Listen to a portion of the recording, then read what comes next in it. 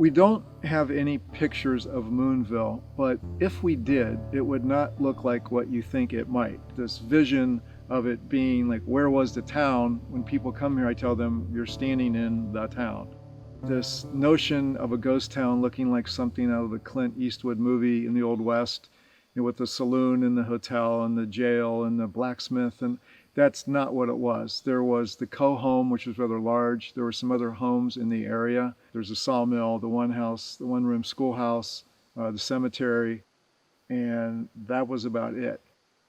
Moonville first came to being as a function of the railroad. As the railroad was built, there was opportunities to mine coal and iron ore and timber and other things. Pioneered by the Coe family, who came from New York State. The Coe settled this area, and then the Ferguson family came in, and a railroad was proposed between Marietta and Cincinnati, and it came through here. They built a straight line through the tunnel, where the tunnel is, and they also put a depot and a train station on the Coe property. It was then the town got its name, Moonville. For the builders and those driving the trains later would see the full moon when they came through during the summer just above the tunnel.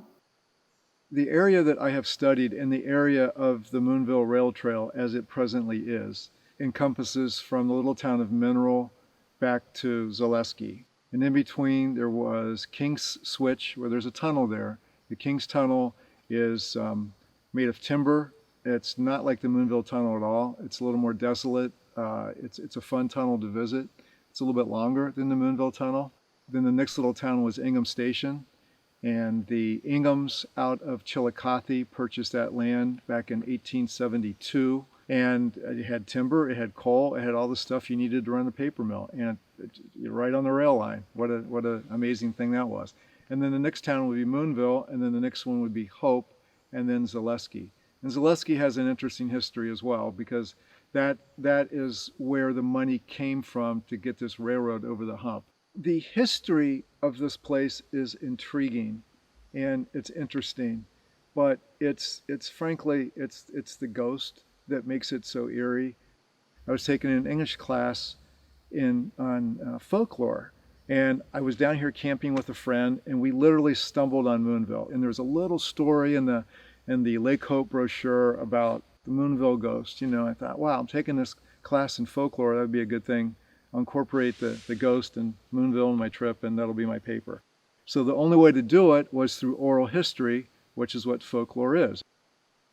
Folklore are the stories that are passed down in families and mining communities all around the world. It's one story passed to another person, passed to another. But what's unique about it are the families and the communities that live here and the stories that they have passed along. The ghost stories about the brakemen, the ghost stories about Mary Shea, who was killed at the end of the tunnel and her ghost comes around. History is great, but adding in what the people would talk about long ago and the stories passed around, they make it unique. One day, poor old Sam Sharp come over to my place. He comes so much to get rhubarb. And he says, Penny, there's a question I want to ask you. He says, what is the old man Collins and Miss Collins singing about every Sunday evening? Yeah. Well, I says they're singing, we're traveling to our graves to lay these bodies down. Whether you believe in ghosts or not is not for me to say. But what we do know, and there is a historical record of anywhere between 25 and maybe 30 people that were killed in and around this tunnel. Historically, that's a fact. Now, as far as the paranormal stuff goes, that's not my area of expertise, but there's certainly plenty of tragedies around this tunnel. The earliest reports of the supernatural in Moonville came right after Theodore Lawhead was killed when his train wrecked inside the tunnel with another. It wasn't long after when engineers would come down through the railway, they would see a light hovering at the other end, a lantern swaying back and forth. They would start to stop the train, and when they did, they would see a form floating down on the left side of the track. It was holding a lantern, and it had huge red eyes that bulged and a halo on top. People would see this ghostly figure, the engineers, all the way into the 1980s. One of the other unique things that happens here at Moonville Tunnel is the Moonville Rail Trail Festival. It's called Midnight at Moonville, and people can come out and see the tunnel at night. They can come and find things and hear stories. They can learn the ghost stories, and they can even do a ghost hunt inside Moonville. The reason the festival is here, it's to celebrate Moonville and the ghost and everything about it. It's a wonderful event. It happens in early October every year, and it's a wonderful place to bring your family. You know, why not come down and walk through history where you can? That's right, that's right. We are traveling to our graves.